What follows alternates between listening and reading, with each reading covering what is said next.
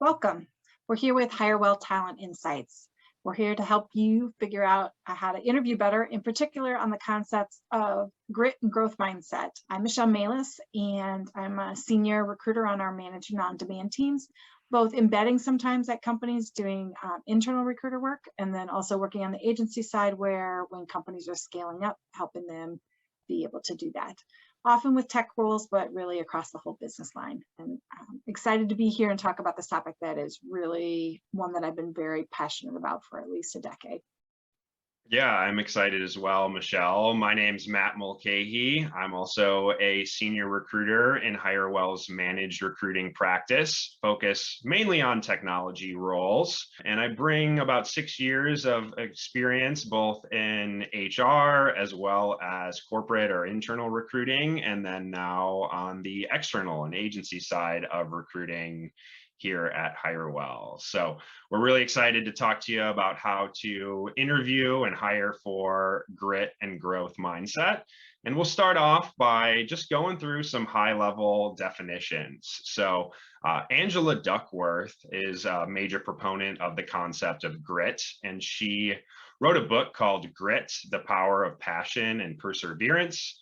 And she indicates that extraordinarily successful people possess the ability to keep trying in the face of failure or struggle, combined with a passion for their work and an eye towards their larger goals. And that's the concept of grit. And it often gets paired with the concept of growth mindset, because growth mindset, which was coined by Carol Dweck, who's a professor out of Stanford, is basically the belief that you can change. Right. So her book, Mindset, The New Psychology of Success, basically describes growth mindset as, can you change your most basic abilities, and can they be developed through dedication and hard work? And if you do this, if you end up believing this, it really creates and fosters in you a love of learning and this resilience that is so helpful to you, not only in work, but in school and in life. Both of them have wonderful TED Talks, which we'll put down in the comment section, so that if you haven't heard them speak and haven't heard about these concepts in particular, we definitely recommend them. But how they first became something really important to me, a little over a decade ago, was this really small word called yet, right? Which is now my favorite word. And let me demonstrate to you why it's my favorite word. So I tutor a lot with students who are struggling in math. And the most common thing will be like, I'm not good at math. I'm not good at math, Miss Michelle, Miss Mehlis. And it's really powerful if you say, I'm not good at math yet. Right? Because then all of a sudden it's not a state of being, it's where you currently are on your journey. And that's why growth mindset is so powerful. And when you put it together or marry it with grit, it really makes a difference in this world, that requires lots from us as workers and professionals as the world of work changes.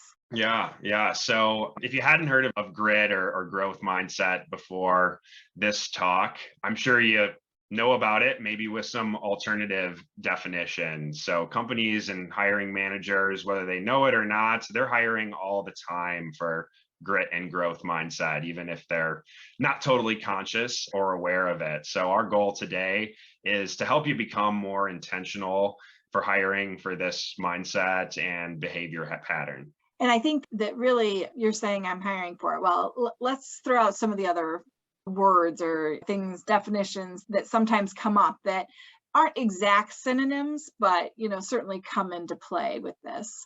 So hard worker, right? Perseverance. You might even hear something like lifelong learner or continuous learning or love to learn, right? As traits or things that you'd like to hear people talking about in their interviews. And when you pair that together with, like ownership and initiative and agency, now all of a sudden you have people who are not only learning, say they're learning, wanting to learn, willing to stick with it to learn, but are initiating it on their own. And I don't know a hiring manager out there. Like I know when I was a hiring manager and had lots of people working for me, like that is just music to your ears because you constantly have to be learning in the world of work. Yeah, definitely. And we'll clarify why those alternative definitions aren't quite the same as grit and growth mindset.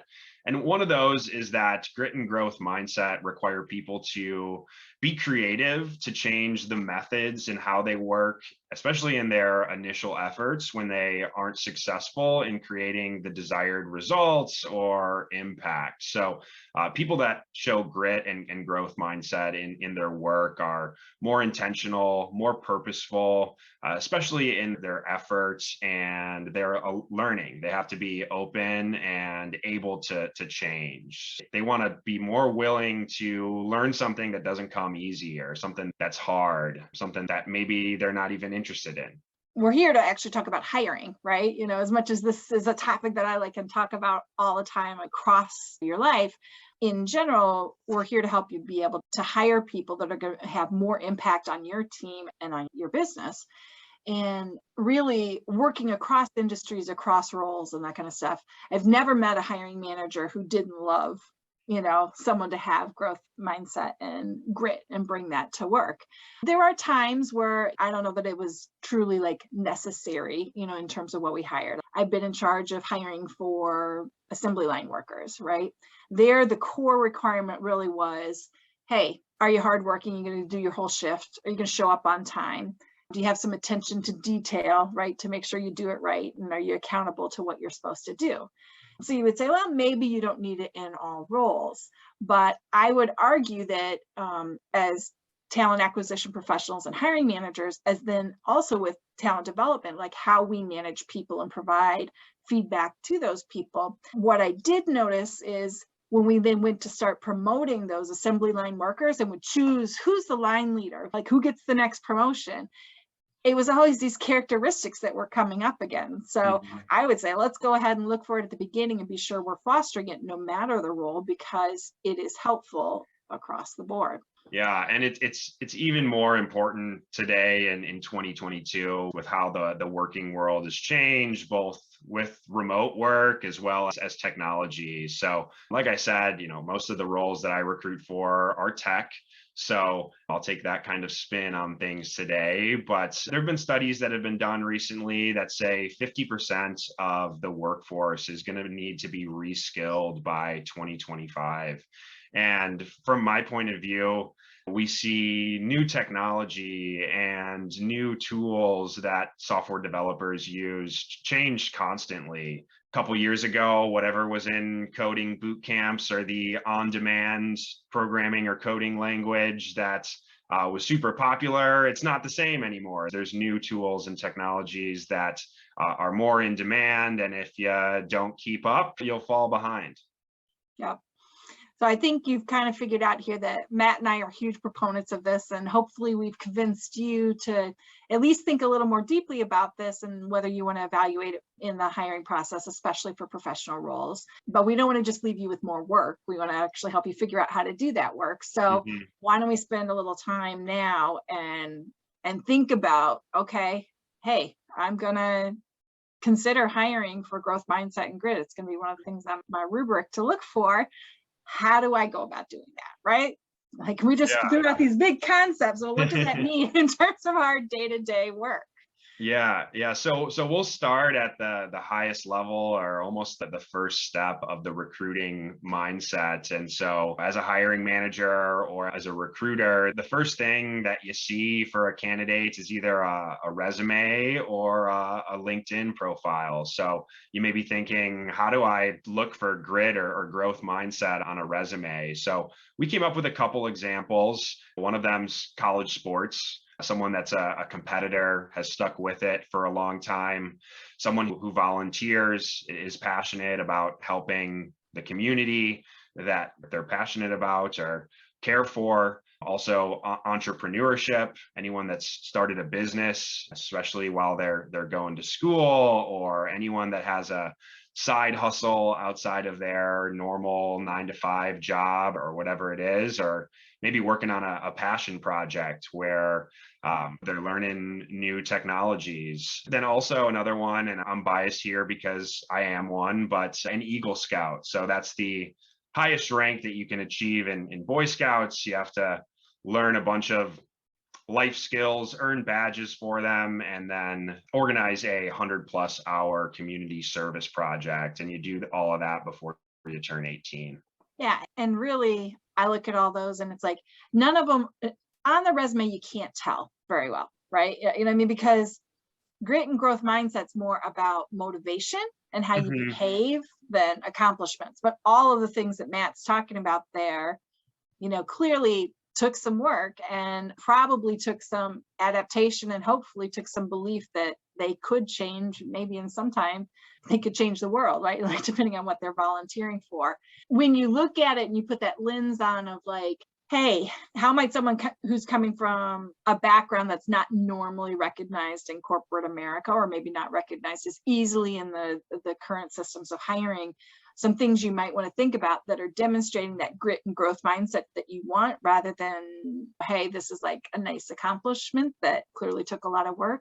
Did they put themselves through college? Were they working that full-time job while going to college? You know what I mean? We often get hung up on the prestige of which school they went to, but I wonder about like the schools that some of us went to. And like, if I had to work my way full-time through that, I don't think I would have done as well. When you really embrace the concept of growth mindset, someone who talks about the fact that they failed a class and went back to take it again, right? That whole concept of like, oh, it's not that I don't get or I can't do calculus MV, it's that I don't get it yet. And I'm willing to put myself through it again, to be able to get it, because you just got to kind of change and figure that out. And then really one, again, hard to have come up on a resume, but boy, if you hear this story, it certainly sings to that growth mindset and that stick-to-itness, is someone puts down their GPA. But I love it when someone puts down, say, their freshman GPA versus their senior GPA, and you're really seeing a difference, right? Because the 4.0, there can be some questions there. It's like, great, they put in effort, but did they take the hardest classes available to them? Or were they like, oh, I want to have the prestige of a 4.0? And you can't tell, right? You can't tell with any of these things, but it's kind of how you start to break down the resume. You know what I mean? And what you'd like to see and then delve in during the interview. Yeah. And you might be reading into this as just like extracurricular activities. And we do want to clarify that there is a formula to building a resume. And when you're evaluating grit, you want to make sure that that person didn't just follow the steps that were taught to them to build their resume and hopefully successfully land a job after school. So not that there's anything wrong with that, but yeah, of course. So you may be thinking, okay, the next step, see a good resume. Looks like they've got some things that show grit and growth mindset, but how do I evaluate that in an interview process? So the typical method is behavioral interview questions. Those are the questions that typically start with, tell me about a time when, and you're looking for the candidate to provide a scenario or provide an example from their experience about how they handled past situations, because that's a very strong indicator of how they'll perform in the future. Yeah, let's give a couple examples here. So one example might be like, tell me about an area of growth for you professionally. How did you decide that was important? And what have you been doing to address or grow in that area? Yeah, and another example that I really like for grit and growth mindset is, tell me about a time when you faced significant roadblocks at work, and what did you do to overcome those roadblocks? I think those are really great examples, but how do you evaluate them? So we've got some examples of what might be a poor response. So for my question about significant roadblocks, if the roadblock didn't seem so significant or had an easy answer or easy solution, or the person didn't actually contribute to the solution and just identified the problem, that might not show that they have grit. So what you really want to look for is scenarios that had many moving parts. They had to interact with other teams in a cross-functional way. They sought out the answers from people with more experience or expertise. And especially with grit, you want them to have tried a couple different methods or ideas to get to a solution that made a significant impact. And they stuck with it for a long time. And they might have even had to do the same thing twice and put in the extra work to get there, and were willing to do so until they got there. Yeah. And so when you're thinking about the question I suggested, where it's like, hey, what are you working on? What's your areas of improvement, or how are you looking to grow now? You'll certainly sometimes get the strength as a weakness. Oh, I'm a perfectionist. I work too hard. I need to find that balance, like, The cliche answer. the trait, whatever. Like I'm not saying that they don't have greater growth mindset if they show you that, but that's not helpful at all in terms of figuring it Yeah. out. And sometimes you can kind of tell like they're giving you something that really doesn't indicate some reflection, right? Because really once you start to embrace this, whether you name it growth mindset and grit, because most people or a lot of people don't name it, it's how they behave or how they think. But usually there's some self-awareness there. So if what they're naming isn't giving you some idea that they've thought about this, it's kind of hard to have growth mindset and grit if you don't think about, hey, what do I have to adapt to, or how do I need to grow to get better? And you definitely want them looking at, hey, what work situation triggered this, or what made it so that I knew this, and how did they initiate it, right? Like, doesn't mean that maybe you learned from your boss telling you or a coworker telling you, but then what did you do about it? Or did you wait for someone to tell you to do about it? Are you seeking help? Are you measuring your progress? Are you changing how you're doing it when the first thing doesn't work? That's really what you're looking for to kind of get a sense there. Now, one thing we do know is that all interview processes, we all bring biases to them, so you need to think about each part of your process that you're putting in, how that's going to impact when you're evaluating candidates, from different backgrounds. And I think that it's interesting to think with behavioral questions and looking for this in particular, where you might get your false positives, or really where it gets really risky with biases is that you get your false negatives. You assume someone can't do it just because it's not the standard answer.